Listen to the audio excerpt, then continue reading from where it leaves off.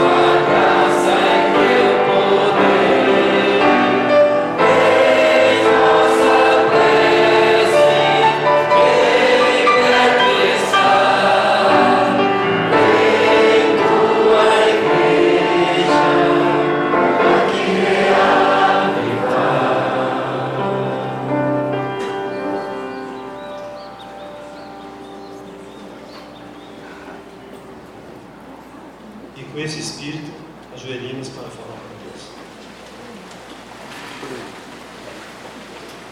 Senhor Deus, nosso Pai, agradecemos por estar na Tua presença.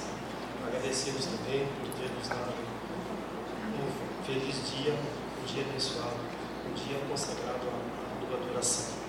Pedimos que o Senhor venha estar conosco durante toda a programação desse dia, para que o Seu Espírito venha nos iluminar nas programações a seguir. Tudo isso pedimos e agradecemos em nome de Jesus. Amém.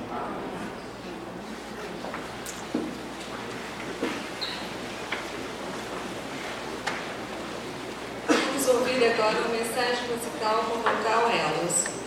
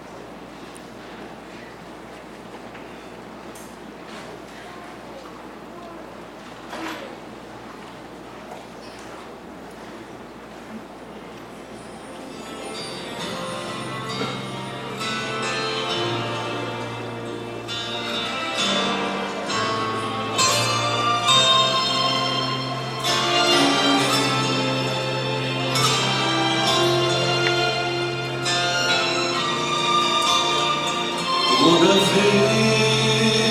vez que na infância viajava com meu pai, logo estava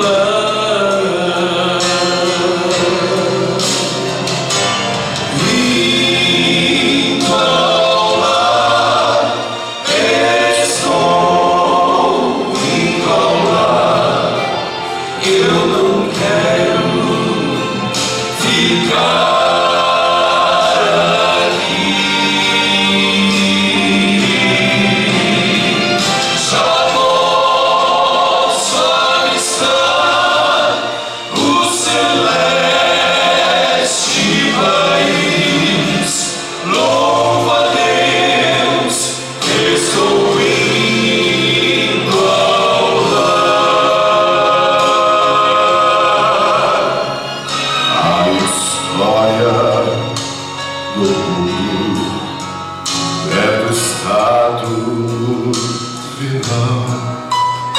Ó Cristo, virá me buscar. Que alegria ao ouvir sua voz, meu filho, estamos indo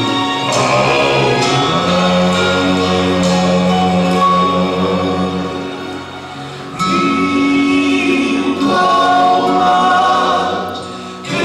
Estou indo ao lar. Eu não quero ficar aqui. Já posso avistar o celeste país. Louvo a Deus, estou indo ao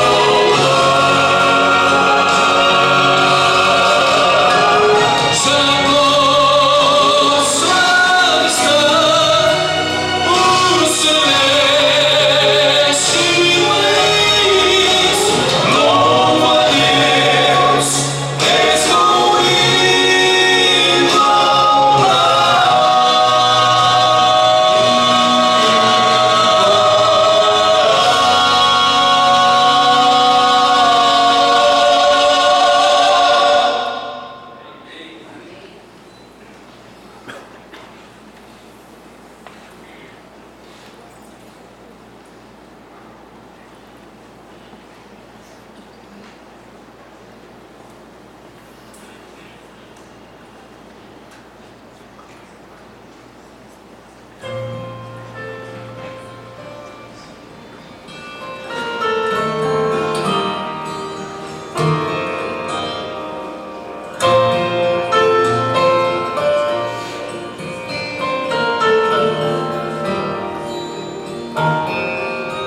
se o pecado te levou pra longe do teu lar, se o mundo te encantou, não consegue voltar. Arrependido de joelhos, busca o Pai mais uma vez e escuta a sua voz dizer: eu amo você. Eu nunca te deixarei, sempre contigo estarei. Eu sei no pesar que o faz chorar, do teu sofrer. Basta voltar e me encontrar, com braços abertos para te amparar. Eu sei onde estás, mas nunca te deixarei.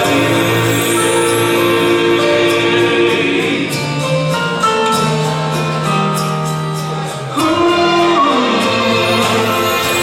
onde quer que for, você não caminha só. Ouça a voz do Salvador falando ao coração.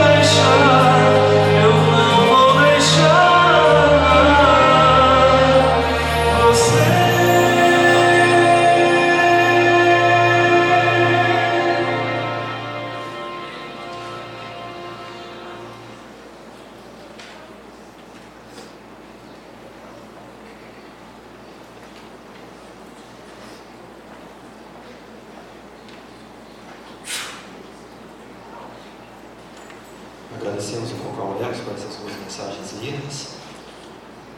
Quero desejar um bom dia a todos os irmãos, que a paz do Senhor possa estar com cada um aqui presente. Amém. A irmã Ellen White, no livro Conselho sobre Mordomia, na página 51, nos deixou escrito isto: não é chegado agora o tempo em que devemos começar a diminuir nossas posses. Que Deus ajude a vós, que podeis fazer algo agora, a fim de que depositeis no banco do céu. Não pedimos um empréstimo, mas uma oferta voluntária, uma devolução ao mestre de seus próprios bens, que ele vos tem emprestado. Se amais a Deus acima de todas as coisas, e ao próximo como a vós mesmos, cremos que disso dareis provas tangíveis nas ofertas voluntárias para o nosso trabalho missionário. Há almas a salvar, e oxalá possais ser colaboradores de Jesus Cristo na salvação dessas almas por quem Cristo deu sua vida. Neste momento, os diáconos estarão recolhendo as ofertas e nós teremos a oportunidade de sermos também colaboradores para alcançar mais almas a Cristo.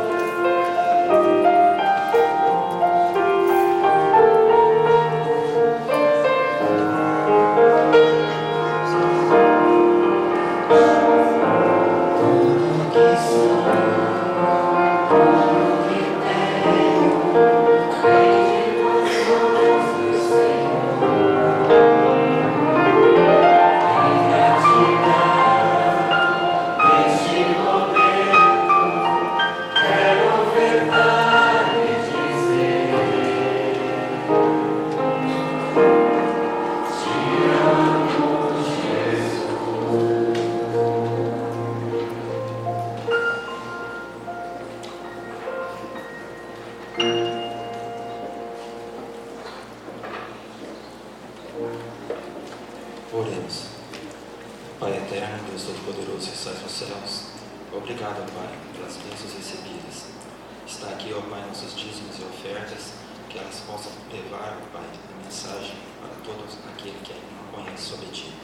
Abençoe a cada doador, abençoe a cada membro aqui, ó Pai. Tudo isso pedimos e agradecemos em nome de Jesus. Amém.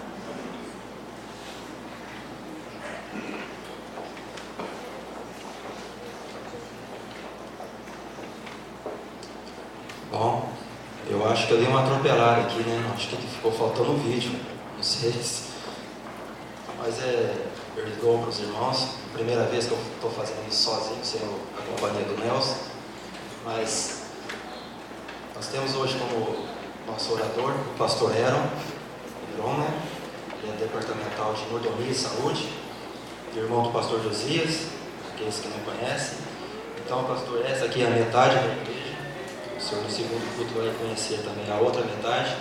Que o Senhor possa ser usado por Deus nesse momento. Que Deus possa estar abençoando o Senhor nessa hora.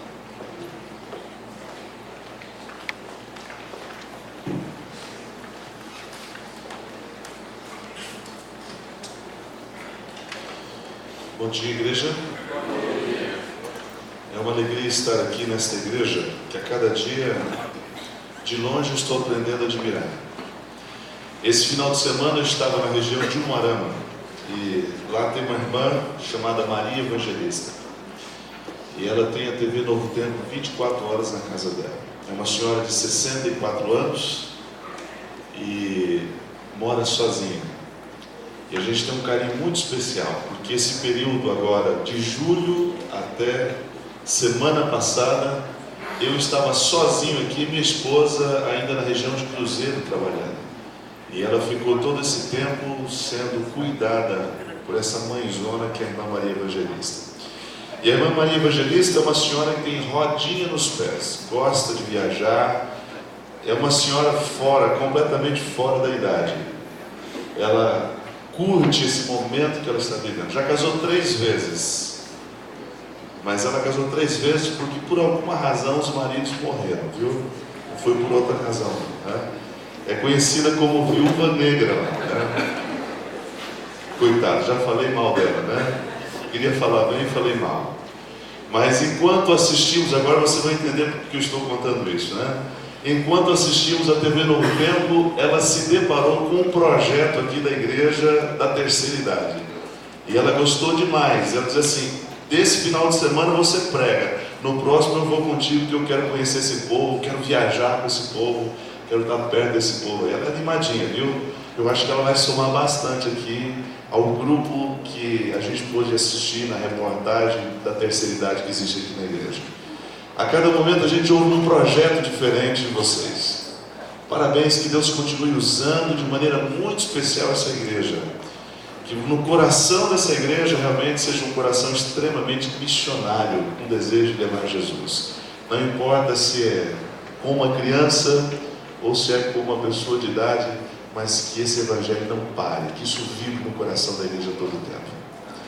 Como líder de mordomia, sempre que vou à igreja, eu sei que o sentimento é sempre o mesmo, né? O pastor, o líder de mordomia vai pregar na minha igreja. E ele vai falar sobre o quê? Dinheiro. Dinheiro. Mas a cada dia eu me encanto mais com a mordomia. Por várias razões. Primeiro, mordomia não se restringe a dinheiro. Dinheiro é apenas um aspecto do todo da mordomia. Mordomia, eu gosto de dizer, essa é a definição, você já ouviu, mas apenas para relembrar, mordomia é o tudo de mim em resposta ao tudo de Deus. Vai muito além do dinheiro. Dinheiro é só uma área da mordomia. E eu já tenho percebido, na pouca experiência, eu já tenho percebido que o dinheiro é apenas a ponta do iceberg quando se trata da minha vida espiritual. Tem questões, eu não vou dizer mais importantes, mas que demandam muito mais força espiritual do que o dinheiro.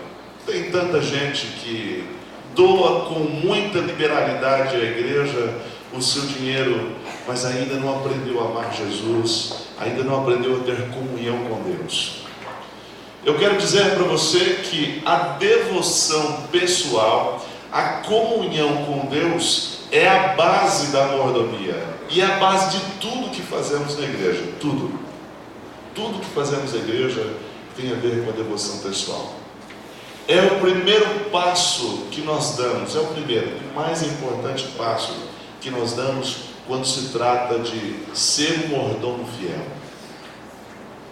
Cutuca quem está do seu lado aí, cutuca quem está do seu lado, diga assim: olha, eu quero que você ore por mim a partir de hoje, para que eu seja um mordomo fiel, principalmente no aspecto comunhão. Cutuca ele, faça um acordo com ele, né? Dê um sorriso gostoso, se for preciso, dê até um abraço nele, para ele lembrar de você, dê até um abraço nele, né? Um abraço gostoso, diga assim: olha, vou contar contigo, quero que você ore por mim, para que eu seja um mordomo fiel.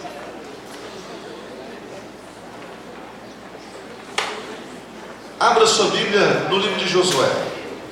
Livro de Josué, capítulo 9.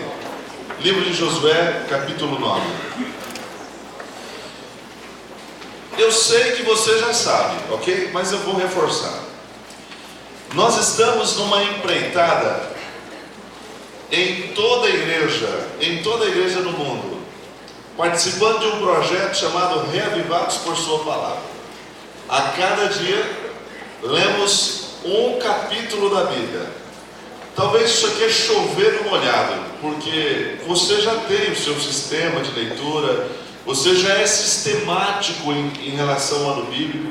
Eu imagino que aqui nessa igreja, até por ser uma igreja mais tradicional em Maringá, muitos de vocês já leram o dobro da Bíblia do que eu li na minha vida inteira. Mas existe uma preocupação sim da igreja, muito grande. E quando eu digo igreja, pense em igreja instituição. Ela está preocupada de maneira generalizada com a igreja na questão da leitura da Bíblia Sagrada. Algum tempo deixamos de ser o povo da Bíblia. Algum tempo. Talvez você desfrute de uma comunidade que valoriza muito isso. Mas é muito fácil você caminhar por aí e ouvir expressões como nada a ver, nada a ver. Eu não concordo, eu não penso assim. Em relação ao casamento, nada a ver, nada a ver. Não é assim, pastor, não é bem assim. Essa semana eu fui à região de Umuarama. Fui fazer um casamento e fui participar de um outro casamento. Amigo, que tristeza e que alegria. O primeiro casamento foi uma decepção completa. Ao chegar no ambiente do casamento, no salão onde seria realizada a cerimônia do casamento, o culto do casamento, a disposição de tudo e muito bem preparado. Aliás, um investimento altíssimo por parte do casal, para que aquela cerimônia fosse uma cerimônia especial. Mas tudo voltado para a festa, nada voltado para adorar a Deus. O som ficava do outro lado do auditório.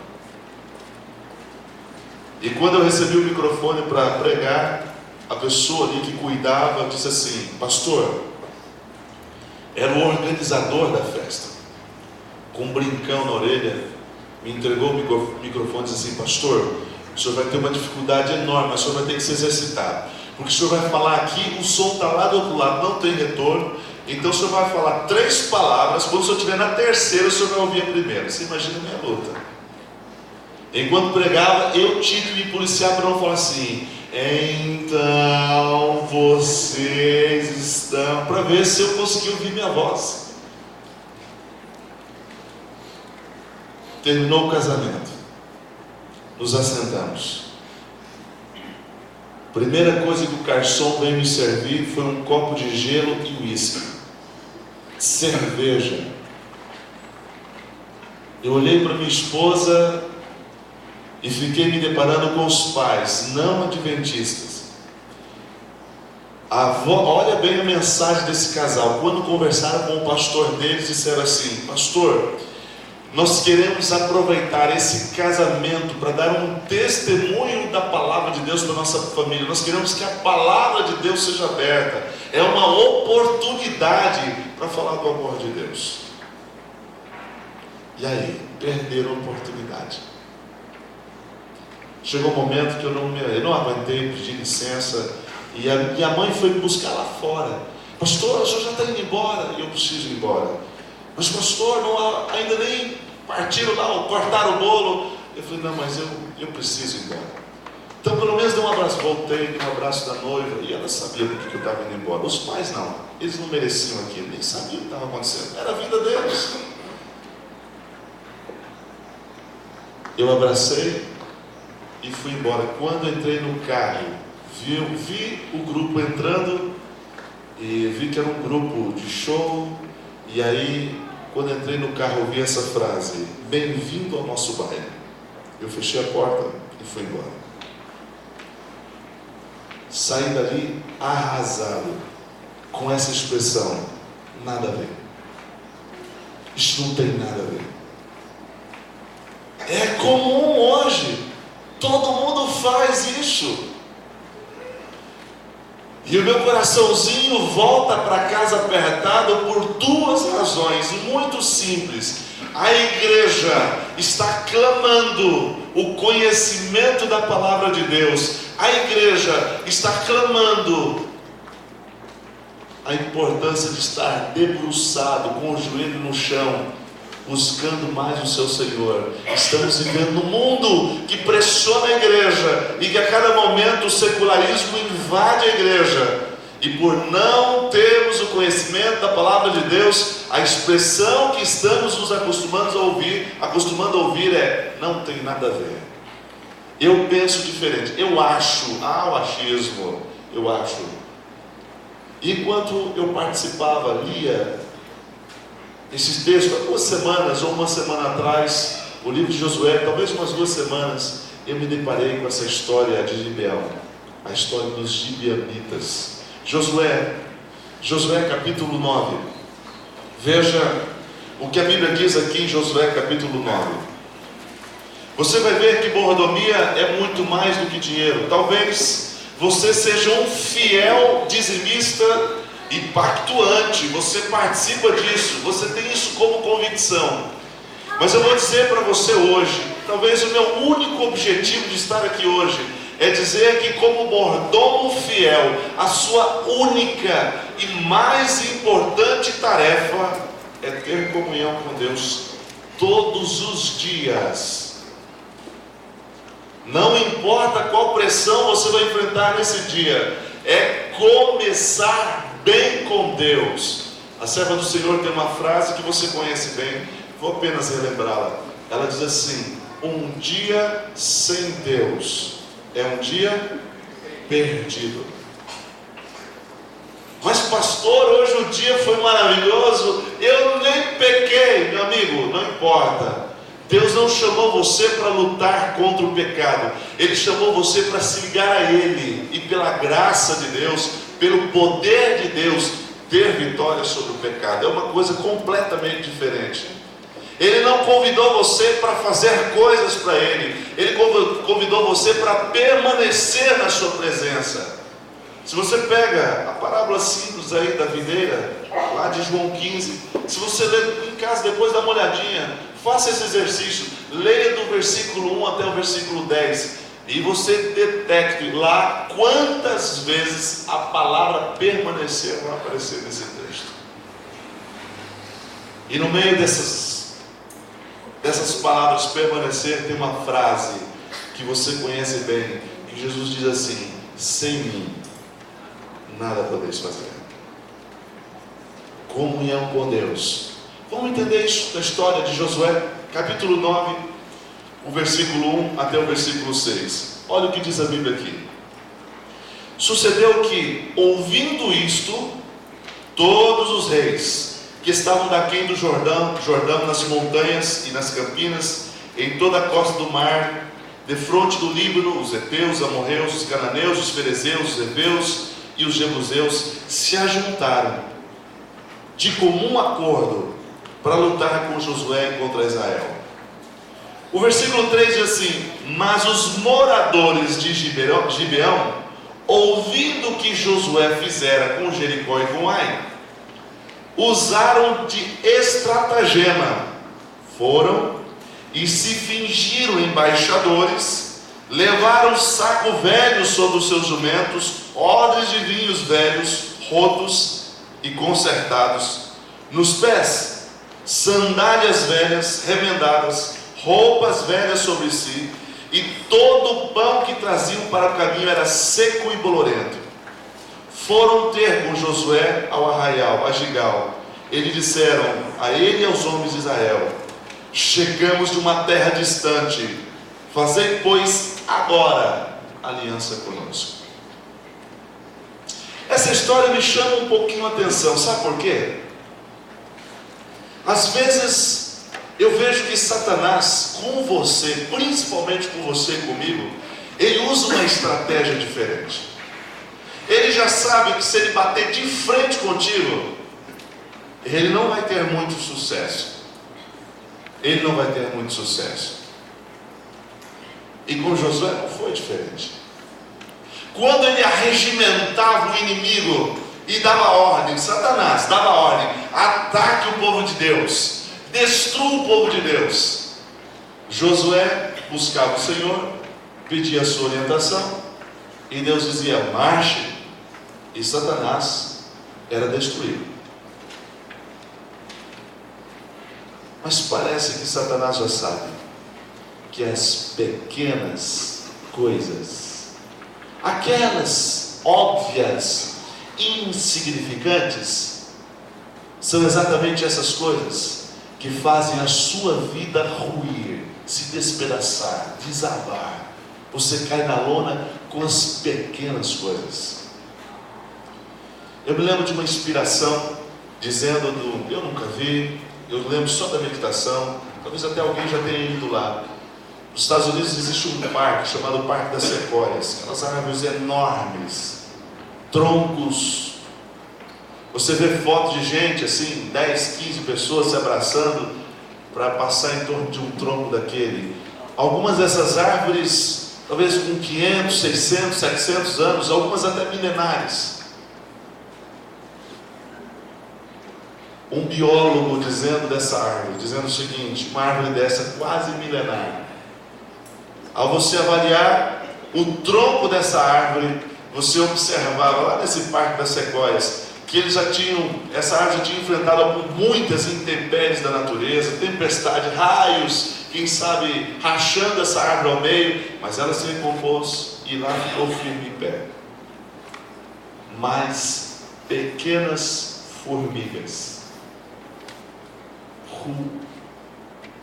detonaram essa árvore por dentro, e o primeiro vento que bateu naquela árvore enorme desabou aquela estrutura toda no chão. Satanás já sabe que pequenas coisas vão fazer você ruir. Quer um exemplo? Olha para a história de Josué. Esses homens, os gibeões, os gibeonitas, usaram uma estratégia astuta e derrubaram Josué. E todo o povo de Israel. Fingimento, mentira, meia verdade. Leia o texto para você ver se você não encontra isso. Meia verdade, bajulação. Josué, ouvi umas coisas que você fez. Bajulação, pressão para tomar decisão logo. Faça agora uma aliança conosco. Quando Josué volta-se para o povo, aí eles começam a elogiar Josué, e aí chamam Josué de novo, como quem diz: volta a sua atenção aqui, não vá pedir orientação para o povo, senão a gente vai perder aqui. Pressão. Eu conversava com uma irmã de uma igreja que eu era pastor, na região de Umarão, e a irmã diz assim: pastor, como a gente falha quando a gente não tem a consciência do senso da presença de Deus conosco, como a gente falha. E ela contava, enquanto eu fazia visita, de que ela tem uma vizinha que ela abomina. Sabe aquela vizinha que dá um revertério só de pensar que ela vem conversar contigo? Diz ela que essa vizinha vinha conversar com ela e era 2 horas de uma conversa desagradável. E ela tentando ser agradável, atendia a vizinha e não sabia como cortar. Um dia a vizinha veio e ela estava em casa e diz ela, que não deu tempo de fechar a porta. Se fechasse a porta, batia embora, estava tudo certo. Ela olhou para o filhinho de 5 anos e disse assim: filhinho, vai lá. Ele disse que a mãe não está. E o menino fez exatamente como a mãe pediu. A vizinha bateu: e aí, tua mãe está aí? Não, mãe não está. Tua mãe não está? Não. Onde é que sua mãe foi? E o menino voltou para trás: mãe, onde é que você foi? E ela saiu com aquela carona de pastel desse tamanho, né? Sem graça para a vizinha, porque a vizinha não é boba, né? Ela já tinha entendido tudo, né? E ela dizia: pastor, como a gente se acostuma com meia-verdades. Toca o telefone, diz que eu não estou. Aliás, esse é um problema, não sei se é seu, mas essa é uma luta minha também. É uma luta, porque a tendência da gente não é só ficar na omissão da verdade, é sempre trabalhar na meia-verdade. Às vezes você não diz, mas você dá a entender para desviar o foco de você. Alô, pastor, tudo bem? Tudo bem? Te acordei? Você está com o olho inchado? Não, já estou o tempo todo, né? Não é assim que você diz? Não sei se é assim, mas é assim que eu tenho dito algumas vezes. Não, Eu digo assim, não, estou tranquilo, como quem disse, já acordei, você entendeu assim, mas eu não disse isso, ok? Eu não disse, estou tranquilo. Ô pastor, então tá bom, não estou te incomodando, lógico que não. A que hora eu preciso de vir me ligar? Né? Não é uma coisa tão natural, mas não é natural. Quem disse que é natural? Quantas vezes no meio da ligação eu tive que, irmão, me desculpe, mas realmente eu estava dormindo e você me acordou. Pastor, te ligo depois. Não, mas já acordei, vamos conversar. Era um jeito de dizer assim, quase que no orgulho, dizer assim, me perdoe, eu menti para você, mas pequenas coisas, meia verdade. Josué foi traído, foi sim. Mas sabe qual foi o problema de Josué? Não foi a estratégia dos gibeonitas, não foi a estratégia de Satanás. O problema de Josué não foi esse. Sabe qual foi o problema de Josué? Dá uma olhadinha no versículo 14. Versículo 14 do capítulo 9. Diz ali assim: então os israelitas tomaram da provisão, e o que eles fizeram? Não pediram conselho ao Senhor. Quer ver o resultado disso? Não pedir conselho ao Senhor? Primeiro, qual é a ordem? Você conhece a Bíblia? Qual foi a ordem que Deus deu ao povo de Israel, ao esse povo entrar e assumir aquela terra de Canaã? Qual foi a ordem de Deus? Elimina tudo. Pastor, mas que Deus cruel é esse? Não, peraí, olha o contexto da Bíblia. Abraão, quando recebeu a promessa de habitar nessa terra, sabe qual foi a resposta que Deus deu a Abraão? E uma geração inteira, aliás, uma não, várias gerações, 430 anos.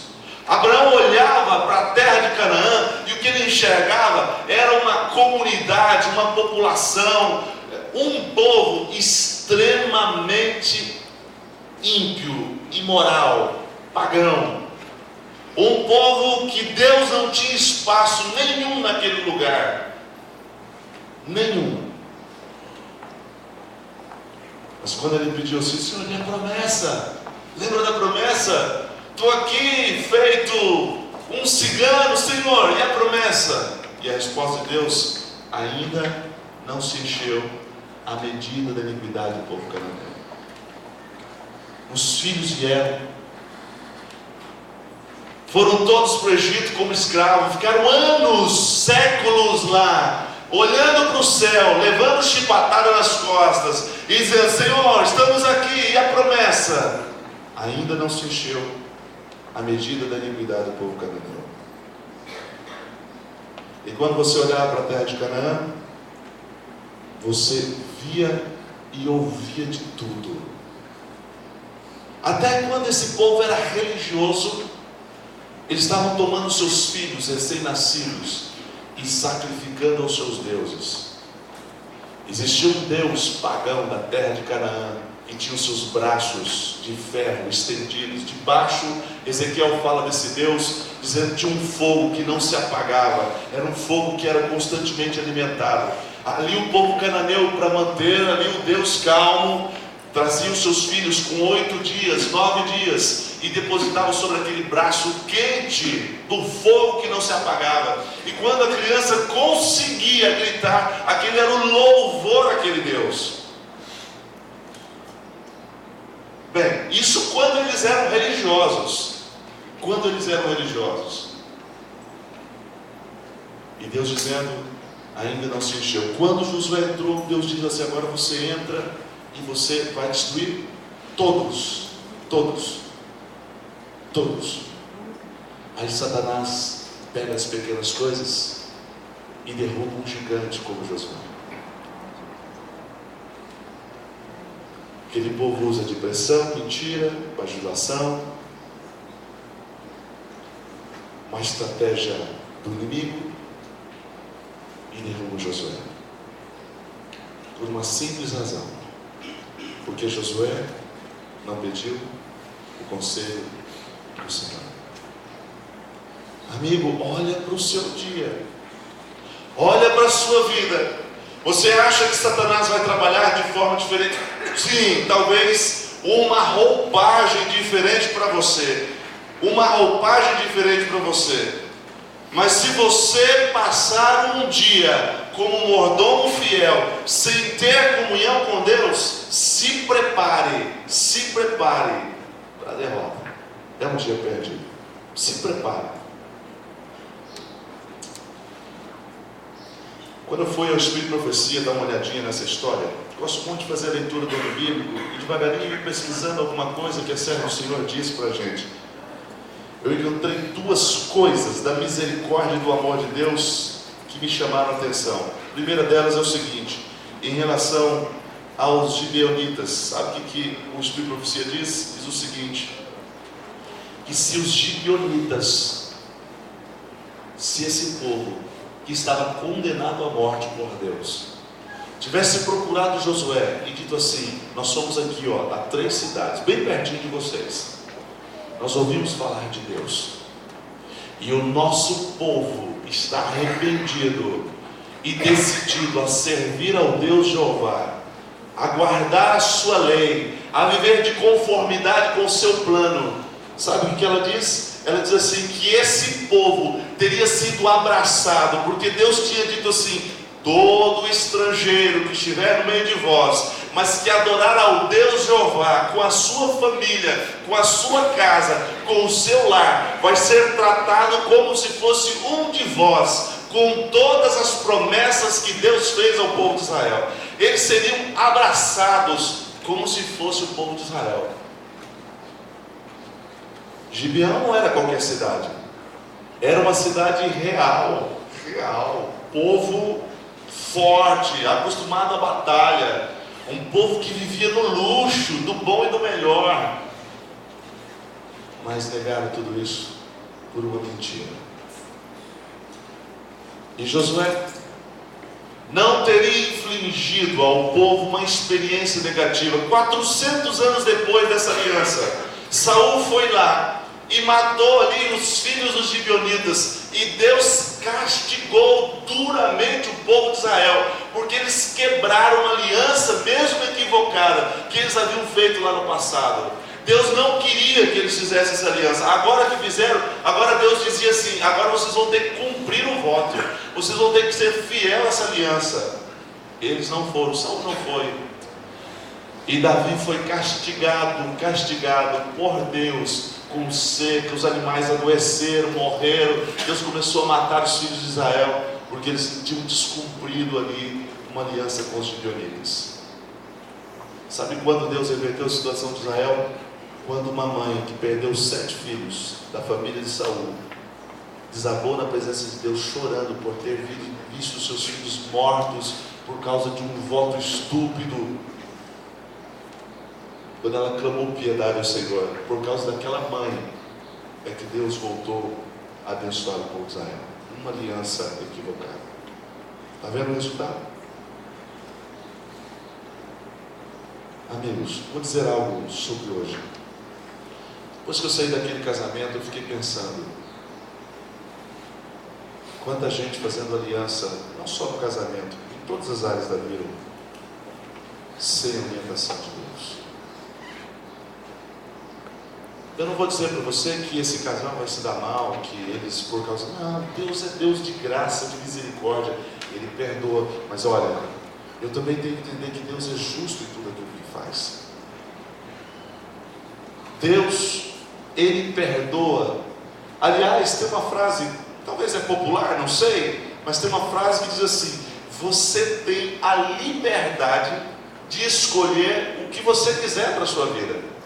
Mas você não vai ter a mesma liberdade para escolher as consequências que você vai enfrentar essa escolha. Não tem, essa liberdade você não tem.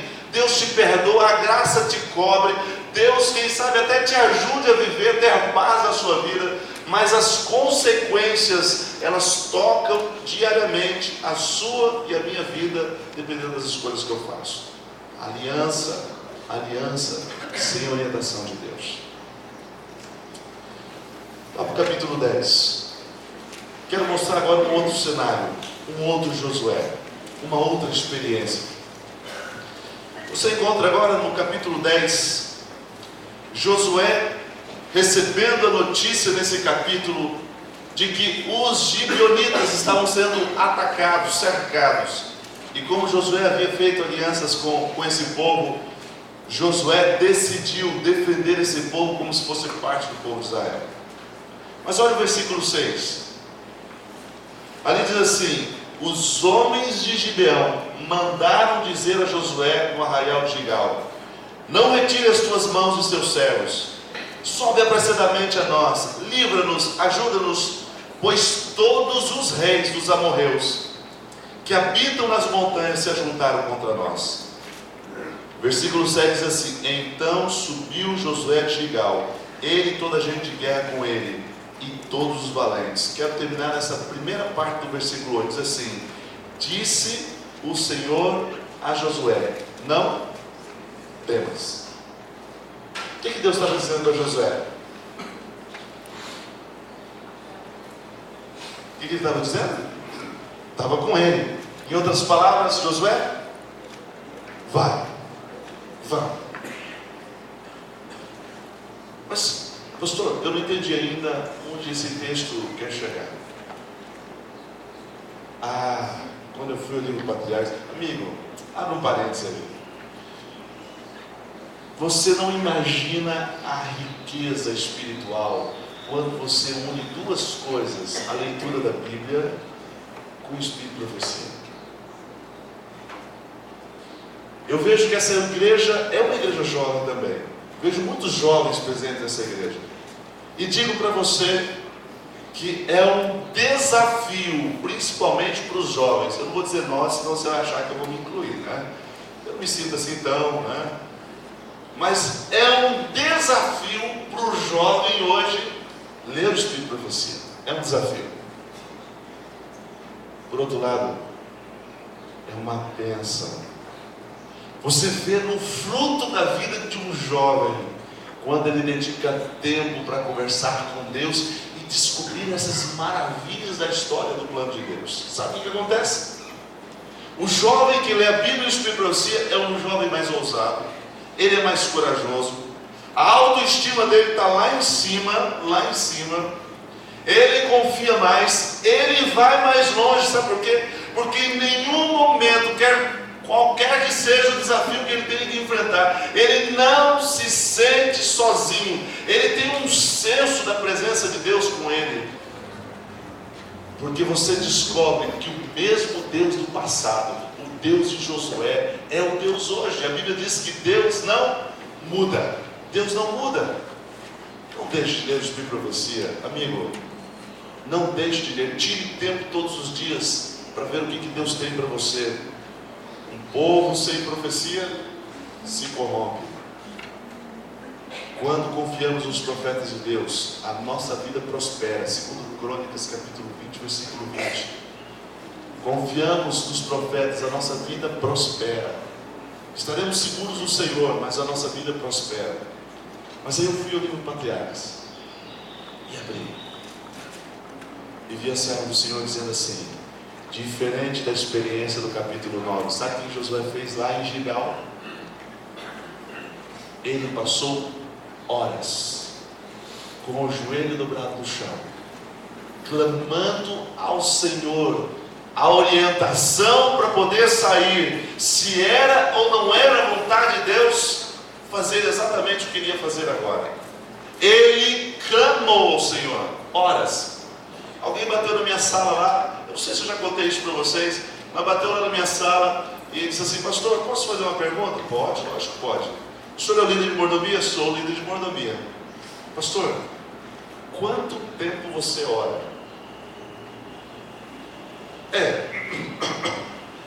Bem, 1 hora eu leio o Espírito de profecia, leio a lição, a meditação, oro, converso com Deus, vou lendo, conversando com Deus. Não, pastor, não é essa a pergunta. Quanto tempo o senhor passa com o joelho dobrado no chão, conversando com Deus? E ainda assim, só levantando a hora que você ouve Deus falando, sussurrando ao seu ouvido, reconhecendo a voz de Deus. Bem, pensando assim, É tempo que você quer saber? Eu não quero saber tempo. Puxa, mas que pergunta discreta, e agora que eu vou responder para esse camarada? Vou dar uma meia verdade para ele. Não. E agora? Olha, não sei se chega uns 3 minutos, mas chega assim. Aí eu tive que abrir o coração. Chega assim. Se for 3 minutos, é assim: ó Senhor, obrigado. Olha que gostoso estar aqui na sua presença. Puxa, eu tenho que resolver aquele negócio lá. Ou seja, me ajuda a concentrar aqui. Então, Senhor, a nossa conversa está boa, mas olha, eu tenho que ir rápido. Quanto tempo você passa na presença de Deus conversando com Ele? Você já percebeu que não temos mais o hábito de fazer isso? Não é o tempo que importa. Por favor, eu não estou valorizando aqui quem passa 10, 15, 1 hora ajoelhado. Isso aqui não é penitência, isso é comunhão com Deus. A pergunta é o seguinte: é agradável? É gostoso? Você consegue ter prazer em conversar com Deus? Porque eu casei há pouco tempo e lembro claramente de chegar às 6 horas da tarde na casa da minha sogra e sair de lá às 10h30 e não faltar assunto para conversar com a minha esposa enquanto namorava com ela. Não pergunte hoje, porque senão eu vou ter que te dar uma meia verdade, tá? Mas eu gastava tempo, o tempo fazia assim, ó, voava. Puxa vida, já terminou. E nessa época eu era pastor em Rolândia, eu tinha que deixar minha esposa lá e voltar, porque eu acordava no outro dia cedo, ia trabalhar. E eu aproveitava, porque ela morava em São Paulo e vinha 2, 3 vezes num semestre para a casa da mãe. E aí, aqueles dias, eu já trabalhava pouco mesmo para curtir minha esposa. E Deus? E por que eu não consigo falar 3 minutos com o Senhor? Sabe qual foi o segredo de Josué nessa segunda etapa? Ele gastou tempo conversando com o Senhor. Gastou tempo. Resultado? Qual foi o resultado? Olha uma história transformada. Primeiro, versículo 11 diz assim: sucedeu que fugindo agora, já estava lá na guerra, eles, os inimigos diante de Israel, a descida de Bet-Horon, fez o Senhor cair do céu sobre eles grandes pedras, até a Zeca, e morreram. Mais foram os que morreram pela chuva de pedra do que os mortos à espada pelos filhos de Israel. Mas espera aí, então quer dizer o seguinte, que quando eu oro, quem é que trabalha por mim? Deus. E por que você está começando o seu dia lutando sozinho? Moody já dizia isso: quando eu trabalho, mas quando eu oro, Deus trabalha para mim. Ele já dizia isso, e a Bíblia está me dizendo isso o tempo todo. Está na hora de confiarmos mais em Deus, está na hora de dependermos mais de Deus. Quer ter sucesso no seu casamento? A tua batalha não é mudar os seus hábitos, não é trazer flores à sua esposa. A tua batalha não é gastar tempo com ela. A tua batalha é com o joelho no chão. As outras coisas são importantes, mas nada é mais importante do que travar a sua batalha com o joelho no chão. Pastor, meu casamento está acabando. É no chão, é com Deus, não é com a esposa. Amor é uma coisa de Deus. Amor não é sentimento. Amor não é algo que estoura no peito e me faz suar. Amor é Deus, porque a Bíblia diz assim: aquele que não ama não conhece a Deus, porque Deus é amor. Amor é uma pessoa. Então sua batalha é com Deus. Pastor, meus filhos estão crescendo, eu não sei o que fazer com eles. Dobra o seu joelho no chão, busque a orientação de Deus, busque os conselhos do Senhor. Se você unir o teu esforço humano com o poder divino, diz ela em vários lugares, não tem obra que você, cristão, que confia no Senhor, não tem obra que você não assuma que Deus não te deu êxito, não te deu vitória. Olha a história de Josué. Mas parou por aí? Não. Agora eu quero encerrar com essa última frase, versículo 12. Versículo 12 diz assim: então Josué falou ao Senhor no dia em que o Senhor entregou os amorreus nas mãos dos filhos de Israel, e disse na presença dos israelitas: olha o que Josué fez. Ele olhou para o céu e foi o primeiro homem a dar uma ordem para Deus. com algo inusitado e Deus atendeu. O que ele disse? Sol, pare.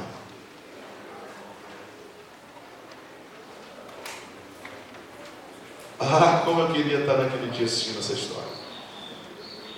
Sol, detente em Gibeão, e tu, lua, lá no vale de Ajalon.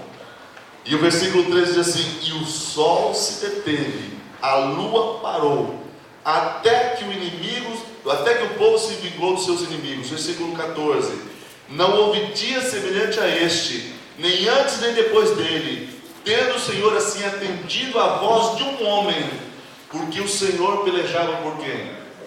Por Israel. Amigo, esse Deus é o meu Deus, é o seu Deus. Por um homem de oração, ele para o sol. Você já parou para pensar nisso? Qual é o milagre que você está buscando para a sua vida quando você vem à igreja? Porque todas as vezes que eu vou à igreja, eu olho para Deus e digo assim: Senhor, estou aqui porque eu preciso de milagres em minha vida. Semana passada, pregado em Cambará, e enquanto conversava com aqueles irmãos, abri o meu coração a eles, pedindo a eles que orassem pelo meu pai. Aquele final de semana, meu pai teve que colocar uma sonda porque a próstata dele cresceu demais, está com quase 160 centímetros. E surgiu lá uma imagem na bexiga dele que dava a entender que há algum problema de câncer na bexiga. Meu pai tem 67 anos. Eu nunca perdi alguém tão próximo. Você imagina a luta dentro desse coração de pensar que seu pai está com câncer.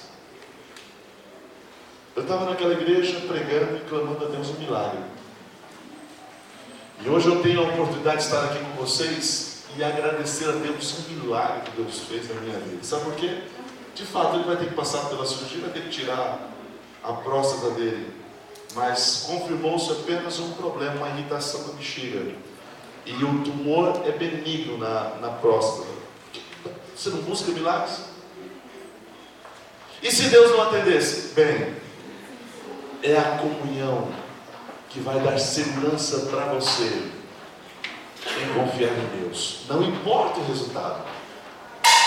Mas eu preciso ter essa consciência de que Deus de Josué é o meu Deus e é Deus de milagre. E sabe como é que ele trabalha? Aí eu volto ao Espírito de Profecia e a irmã Wagner diz assim lá no livro Patriarcas: foi o Espírito Santo que colocou no coração de Josué a ordem de olhar para o céu e pedir para o sol parar. Deus faz tudo. Deus prepara tudo para você. Deus coloca até pensamentos, sonhos, projetos na sua vida que você não sonhou para você. Deus faz tudo. Mas Deus só pode fazer tudo quando eu dobro meu joelho no chão e peço orientação a Ele. O que você deseja para a sua vida? Eu vou convidar o quarteto para estar aqui na frente. Eles vão cantar uma música agora. Meus amigos, quero lhe fazer duas perguntinhas. Duas. Em primeiro lugar, qual é o valor? Qual é o valor que você tem dado à comunhão com Deus? Qual é o valor? O teu trabalho é mais importante do que a comunhão com Deus? Conforme a Bíblia? Está errado. Sabe por quê? O trabalho é importante. Mas a Bíblia diz assim que no último será levantar de madrugada, penosamente lutar pelo pão. Porque aos seus amados Ele os dá enquanto dorme. Não é para você comer o pão da preguiça, não. Mas é que a comunhão com Deus é mais importante do seu trabalho. Tua família é mais importante do que Deus, do que a comunhão com Deus? Você está errado. Da noite para o dia, você pode perder sua família. Da noite para o dia, Satanás, com as pequenas coisas, pode fazer o seu lar ruir, cair, desabar no chão. E o único jeito de você proteger o seu lar é travar uma batalha com o Senhor todos os dias, com o joelho dobrado no chão. Eu já falei, não sei, talvez, tenho pregado em muitas igrejas aqui da região, mas eu tenho um sonho. Sabe qual é o meu sonho? Meu único sonho. Eu oro todos os dias a Deus por esse sonho, todos os dias, sem quebrar um dia. O meu sonho é apresentar minha família completa ao Senhor. Quero me encontrar com Jesus. E quero ter a tranquilidade de enxergar a eternidade com a minha esposa do meu lado. Eu não tenho filhos, mas se por alguma razão Deus me der, em algum momento se achar que Ele deve me dar, quero que o céu me habilite a cada dia para que eu possa apresentar o meu filho ao Senhor. Não tem um dia que eu deixe de orar pelo meu pai e pela minha mãe. Não consigo enxergar o céu sem a presença deles. Não consigo me deparar com o quadro de estar na cidade santa e ver meu pai do lado de fora. É um terrível pensamento. Mas não é do meu pai que eu travo a batalha, é com o joelho dobrado no chão. Oro todos os dias pelo meu irmão e pela família dele inteira. Sei que ele enfrenta lutas diárias lá como pastor também. Tenho 3 sobrinhos. 3 figurinhas que quem não tem filho curte os sobrinhos. E não tem um dia que eu não tenha apresentado ao Senhor nome por nome, cada um deles, dizendo: Senhor, eles estão crescendo. Eu coloco no coração desses meninos um desejo forte de servir ao Senhor, de entender a comunhão. Tenho feito isso pela minha família. E sabe onde eu estou travando a minha batalha? Com o joelho dobrado no chão. Qual é o seu sonho? Eu sei que você tem vários, mas eu quero compartilhar um com você, esse, do sonho da família. Enquanto eles estiverem cantando, não tem problema, você pode se movimentar na igreja, mas encontre a sua família, abrace todos eles e continue ouvindo a música, porque depois eu quero apresentá-lo ao Senhor como um mordomo fiel, que sai daqui com o segundo desafio de aprender a pedir o conselho do Senhor, de aprender a cada dia a travar uma batalha com o joelho dobrado no chão. Isto é a vida do mordomo fiel.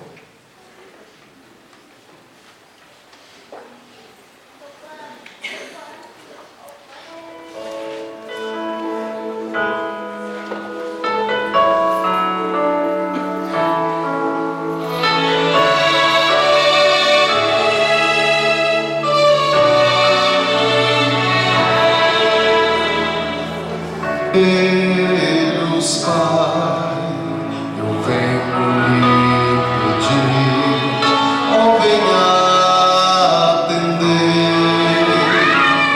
minha petição do teu trono de amor. Eu quero perto estar, tenho forças para prosseguir.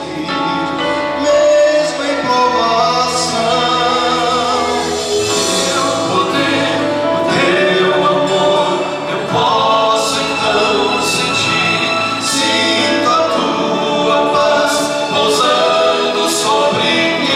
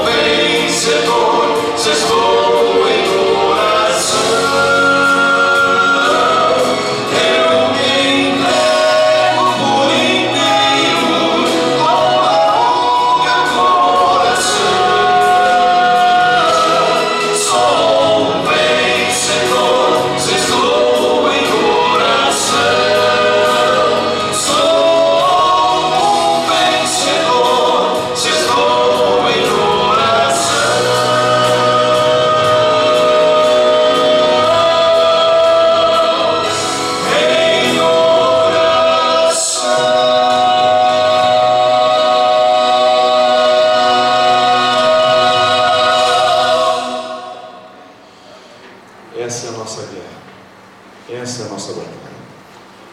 Amigo, não se esqueça que essa guerra não é uma guerra muito fácil. Quando eu olho para minha casa, eu vejo alguns queridos escapando pelos vãos dos dedos e eu não tendo condição de ajudá-los mais. Mas já descobri que em Deus, o Deus que detém o sol, porque um homem pediu, eu sou um homem que antes de conversar, pedir coisas para o Senhor, gastou tempo ajoelhado, entendendo a vontade de Deus para a sua vida. Que Deus abençoe o seu lar e a sua casa. Vamos orar agora. Senhor Deus, repousa a sua mão de poder, de graça sobre essas famílias. Talvez aqui dentro da igreja, nesse momento, tenham pessoas sozinhos, como eu estou sozinho, mas estão sozinhos, por muitas razões. Os abrace nesse momento, com o teu braço de pai, de amor, de quem quer estar ao lado de todos nós, durante todo o tempo. Coloque no nosso coração, Senhor, um prazer, alegria, o desejo ardendo para termos comunhão com Deus todos os dias. Que a cada manhã em nossa casa, no nosso quarto, seja o momento de convidar os anjos para estar conosco, convidar o Espírito Santo para encher a nossa vida e batizar a nossa vida, os nossos lábios, os nossos olhares, logo no começo do dia. Cumpre na vida de todos nós, Senhor, o texto de que a misericórdia de Deus se renovam a cada manhã. Queremos apossar, Senhor, porção dessa graça, para que a nossa família possa ser salva por Cristo Jesus. Coloque, Senhor, os anjos à disposição para cuidar dos filhos, para cercar o lar com uma cerca viva do céu. Por favor, Senhor, a cada dia confirme no nosso coração esse sonho de apresentar a Cristo Jesus todos os nossos queridos. Nos deu o espírito de Josué. Josué errou, é verdade, mas ele reconheceu, pediu perdão a Deus, recomeçou e agora travou sua batalha com o joelho no chão.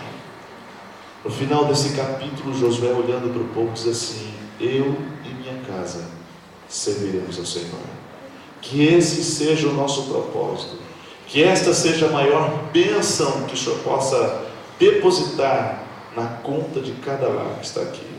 Coloque essa marca distintiva do céu, para que essa casa, esse lar, possa usufruir aqui nessa terra o pedaço do céu, o sentimento, o ambiente, o clima celestial nesse mundo de pecado. Nos dê a tua vitória em Cristo Jesus. Amém.